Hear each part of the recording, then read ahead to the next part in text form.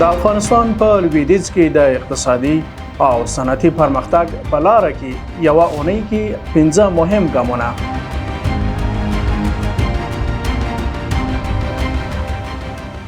هغه مهال چې په 2021 کال کې ډیرو لوېدیځو رسنیو او بهرنیو بنسټونو د افغانستان راتلونکی تیاره له اقتصادي پلوه له منځه تللی او پر بهرنیو مرستو متکي اټکل کاوه. لږو کسانو به تصور کړی وای چې دغه هیواد به په لنډه موده کې د ثبات او اقتصادي ودې پر لور نوې لاره پرانیسي. خو نن ورځ له میداني واقعیتونو څخه څرګندېږي چې افغانستان له ټولو فشارونو سره له کړکۍ څخه د وتلو او د اقتصادي غوړېدو نوي پړاو ته د ننوتلو په حال کې دی. د عروج علمي څېړنیزې او خپرندوی ادارې په یوه تحلیل کې د اقتصادي چارو ریاست الوزرا مرستیال او د هغه د عمل پلاوي د افغانستان لوېدیځ ته په وروستي سفر تمرکز کړی دی. تر پایه مو راسره ملتیا وکړئ. په یوه اونۍ کې د هرات ولایت او د افغانستان لوېدیځه حوزه د ګڼو سترو اقتصادي، صنعتي، کانونو، انرژۍ او روغتیايي پروژو د پیل، پرانیستې او پرمختګ شاهد وو. هغه پروژې چې په ټوله کې په بیلابیلو برخو کې د سلګونو میلیونو ډالرو او افغانۍ پانګونه له ځان سره لرلي او د زرګونو کسانو لپاره یې د کار او دندو زمینه برابروي. دغه اقدامات چې د افغانستان د اسلامي امارات مسؤلین د اقتصادي سیاستونو له مهمو برخو څخه بولي، له سیمې او نړۍ له هیوادونو سره د اقتصادي اړیکو او تعاملاتو له پراختیا، د سراسري امنیت په شتون کې د هیوادونو د باور له جلبولو او له بهرني وابستګۍ څخه د مخنیوي سره تړاو لري. د عروج څېړنیزې ادارې په ټول هیواد کې د ترسره کیدونکو اقتصادي هڅو له منځه د افغانستان په لوېدیځ کې پر هغو څو ارزښتناکو پروژو تمرکز کوي چې په دې وروستۍ کې پیل یا بشپړې شوي دي. لومړی په هرات کې د ګلبهار سمنټو د تولید پروژه د 143 میلیون امریکایي ډالرو په پانګونې سره رسما ساختماني پړاو ته داخله شوه. ټاکل شوی چې دغه فابریکه په 2 کلونو کې جوړه شي او په لومړي پړاو کې هر ورځ د 4000 ټنه سمنټو د تولید ظرفیت ولري. هغه ظرفیت چې په راتلونکو پړاوونو کې تر 9000 ټنو پورې په ورځ کې زیاتېدای شي. د مسؤلینو د څرګندونو له مخې په ټول افغانستان کې د سمنټو د تولید 8 پروژې د ټوټال 215 میلیونه ډالرو په پانګونې سره په پام کې نیول شوي دي. د دغه پروژو په بشپړېدو سره موخه دا ده چې د کورنۍ سمنټو تولید زیات او پر وارداتو اتکا کم شي. همدارنګه اټکل کیږي چې د ګلبهار سمنټو پروژه به شاوخوا 15000 کسانو ته په مستقیم او غیر مستقیم ډول د کار زمینه برابر کړي. دویم په هرات کې د سورب او جستو د پروسس فابریکې د لومړي پړاو ساختماني چارې 50 سلنه پرمختګ ته رسیدلې دي. دغه فابریکه د غور ولایت د تولک ولسوالۍ د سورب او جستو د کان د استخراج او پروسس د تړون په چوکاټ کې جوړیږي او په 3 پړاوونو کې به جوړ شي. له غور څخه استخراج شوي معدني مواد به په دې فابریکه کې پروسس او په پودر او شمشونو بدل شي. د دې پروژې تړون د کندهار ورزګان پر مسیر د څه باندې 200 کیلومتره لوی لارې د جوړولو په بدل کې شوی دی.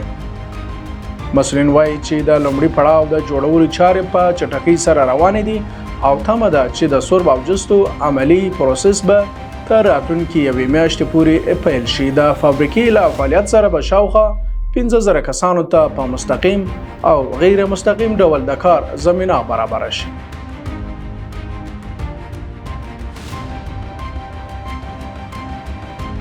دریم د انرژۍ او سیمه‌ییزو اقتصادي همکارۍ په برخه کې د تاپي پروژه او د هرات د غازو شبکې پراختیا نوي پړاو ته داخل شوی دي. د اقتصادي چارو ریاست الوزرا مرستیال د ترکمنستان له ملي مشر قربان غلي بردي محمدوف سره په لیدنه کې د تاپي پروژې د وروستي پرمختګونو د غازو د بیې اوږدمهاله قرارداد د انعطاف منی بیاکتنې د هرات د غازو د بیې شبکې د پراختیا او افغانانو لپاره د کاري فرصتونو په اړه خبرې وکړي. دواړه لورو همدارنګه د سوداګرۍ او ترانزیت پر زیاتوالي د لاجورد لارې پر بیا فعالولو د هرات غونډې د اوسپنې پټلۍ پر پراختیا، د ترکمنباشي په بندر کې افغان سوداګریزو توکو ته د اسانتیاو پر برابرولو او د برېښنا او ترانسپورت په سترو پروژو کې پر همکاري ټینګار کړی دی. همدارنګه په هرات او صنعتي ښارګوټ کې د غازو د شبکې د جوړولو تفاهم لیک لاسلیک شو او د ترکمنستان مسؤلینو اعلان وکړ چې تر دې دمه په هرات کې د تاپي د مسیر شاوخوا 160 کیلومتره پایپلاین غځول شوی دی. د دې شبکې جوړېدل کولای شي صنعتي برخو او نورو مصرفونکو ته طبیعي ګاز ته لاسرسی زیات کړي.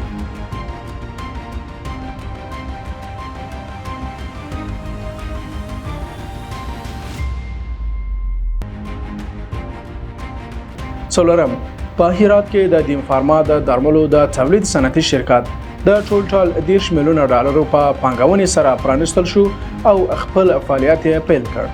له دې پانګونې څخه $15 میلیونه په لومړي پړاو کې لګول شوي او دغه پړاو ګټه اخیستنې ته سپارل شوی دی. پاتې $15 میلیونه د دویم پړاو لپاره ځانګړي شوي او دغه پړاو د بنسټ ډبره هم ایښودل شوې ده. د دې فابریکې کلنی تولیدي ظرفیت 40 میلیونه بوتله خوراکي مایعات او 1 میلیارډ دانې ګولۍ او کپسولونه اټکل شوي دي. د شرکت مسؤلین وایي چې د دې فابریکې تولیدات به د نړیوالو معیارونو سره سم او د کیفیت پر تمرکز تولیدېږي. د دې فابریکې له فعالیت سره شاوخوا 2000 کسانو ته په مستقیم او غیر مستقیم ډول د کار زمینه برابر شوې ده. هغه اقدام چې کولای شي د درملو د کورني تولید ظرفیت لوړ او بازار ته د کورني تولیداتو لاسرسی زیات کړي. او پنځم، په لوېدیځه حوزه کې د خوړو، اوبو، درملو او روغتیايي محصولاتو د کیفیت د کنټرول لومړنی معیاري لابراتوار په هرات کې د 311 میلیونه افغانۍ په ارزښت پرانیستل شو او ګټه اخیستنې ته وسپارل شو.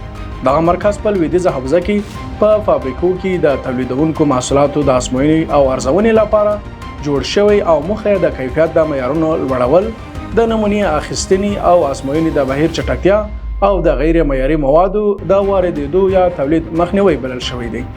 مسؤلین وایي چې د هیواد په بیلابیلو زونونو کې د ورته مرکزونو جوړول کولی شي د محصولاتو د کیفیت ارزونه په کور دننه ممکنه کړي او که لازم معیارونه رعایت شي، کورنۍ تولیدات به په بهرنیو بازارونو کې د لا زیاتې سیالۍ وړتیا هم پیدا کړي.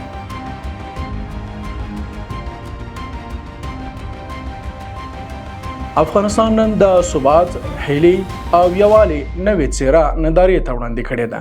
د افغانستان اقتصاد د غوړېدو په حال کې دی. داسې غوړېده چې د مقاومت ټینګښت د طالبانو د حکومت د مدیریت او خپلواکۍ له منځه راټوکېدلی دی. دا لړۍ لا هم دوام لري. په ټوله کې دغه 5 پیښې یوازې د یوې اونۍ په موده کې د سمنټو، کانونو، انرژۍ، درملو د تولید او د کیفیت د کنټرول برخې رانغاړي. له سمنټو په صنعت کې د $143 میلیونه له پانګونې څخه نیولې تر درملو په تولید کې د $10 میلیونه پانګونې پورې د سوربا جستو د پروسس فابریکې تر 50% پرمختګ، په هرات کې د تاپي د مسیر د شاوخوا 160 کیلومتره پایپلاین تر غځولو او د 311 میلیونه افغانۍ په ارزښت د یو معیاري لابراتوار تر پرانیستې پورې. که دغه پروژې د پلان له مخې وروستي پړاوونو ته ورسیږي، کولی شي په لوېدیځ افغانستان کې د کورني تولید او پروسس ظرفیت، د کار زمینه، د انرژۍ زیربناوي او د محصولاتو د کیفیت د کنټرول سیستم پراخ کړي. هغه بدلونونه چې هرات بلا ډیر د سیمې د صنعتي سوداګریزو او اقتصادي فعالیتونو پر محور بدل کړي. له دې امله مننه چې تر پایه مو راسره ملتیا وکړه.